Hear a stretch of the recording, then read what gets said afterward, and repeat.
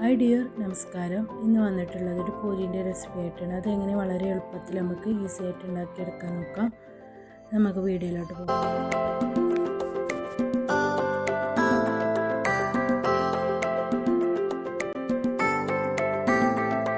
ഇതുവരെയായിട്ടും പൂരി ഉണ്ടാക്കിയിട്ട് ശരിയാവാത്തവരുണ്ടെങ്കിൽ ഈ പൂരി ഒന്ന് ട്രൈ ചെയ്ത് നോക്കിട്ടോ.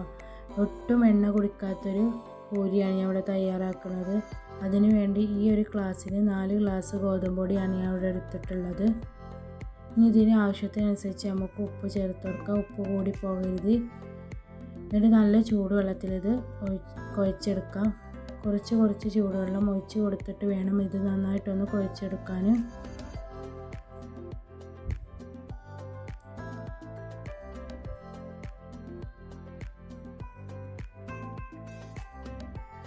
രണ്ട് സ്പൂണ് ഓയിൽ ഒഴിച്ച് കൊടുത്ത് നമുക്കൊന്നും കൂടി ഇതൊന്ന് കുഴച്ചെടുക്കണം. 10 മിനിറ്റ് മൂടി വെക്കാം. ഇനി നമുക്കിതൊന്ന് അടപ്പ് തുറന്ന് നോക്കാം. കണ്ടില്ല, നല്ല സോഫ്റ്റായി വന്നിട്ടുണ്ട് മാവെല്ലാം. ഇനി നമുക്കിതെല്ലാം ബോൾസാക്കി എടുക്കണം. ഞാൻ ഒരു ചെറിയ ബോൾസാക്കിയാണ് എടുത്തിട്ടുള്ളത്. അപ്പോൾ നിങ്ങൾക്കിത് വലുതാക്കി എടുക്കണമെന്ന് വെച്ചെങ്കിൽ അതുമായി ചെയ്യട്ടോ. എൻ്റെ ചട്ടിയുടെ ചെറുതായതുകൊണ്ടാണ് ഞാൻ ചെറിയ ബോൾസാക്കി എടുത്തിട്ടുള്ളത്. അങ്ങനെ എല്ലാ ബോൾസും തയ്യാറാക്കി എടുത്തിട്ടുണ്ട്.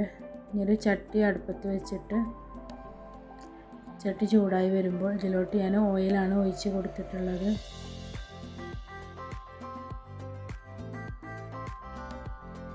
ഞാൻ ഇവിടെ പ്രസ്സിലാണ് പരത്തിയെടുക്കുന്നത്. പ്രസ്സിൽ നമ്മൾ ഓയിൽ തടവി കൊടുക്കുക. ഒരു ബോൾസ് അതിൽ വെച്ചിട്ട് പ്രസ് ചെയ്ത് നൈസാക്കി പരത്തിയെടുക്കരുത്. കുറച്ചൊരു കട്ടിയോട് കൂടിയാണ് അത് പരത്തിയെടുക്കാൻ. നൈസായി പരത്തിയെടുക്കുമ്പോൾ എണ്ണയിലിടുമ്പോൾ അത് എണ്ണ ഉള്ളിലോട്ട് പോകാൻ സാധ്യതയുണ്ട്. അപ്പോൾ എണ്ണ നന്നായിട്ട് ചൂടായി വരണം കേട്ടോ. നമുക്ക് ആ പ്രസ് ചെയ്ത് ഇത് പൂരി ഇതിലോട്ട് ഇട്ട് കൊടുത്തിട്ട് അപ്പുറം ഇപ്പുറം ഒന്ന് മറിച്ചിട്ട് കൊടുക്കാം. കണ്ടില്ലേ, ഇതുമാതിരി പൊന്തി വരും കേട്ടോ. നമ്മളെല്ലാ പൂരിയും ഇതേമാതിരി ചെയ്തെടുക്കാം കേട്ടോ.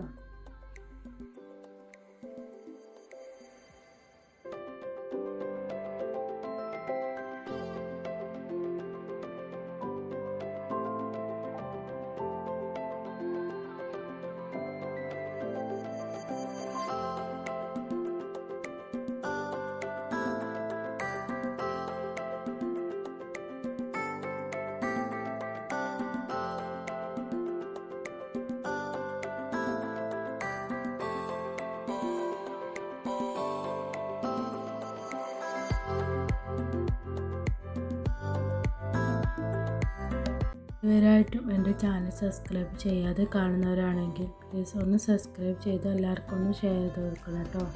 അപ്പോൾ മറ്റൊരു വീഡിയോയുമായി ഉടനെ വരുന്നത് വരെ ഓക്കെ, ബൈ.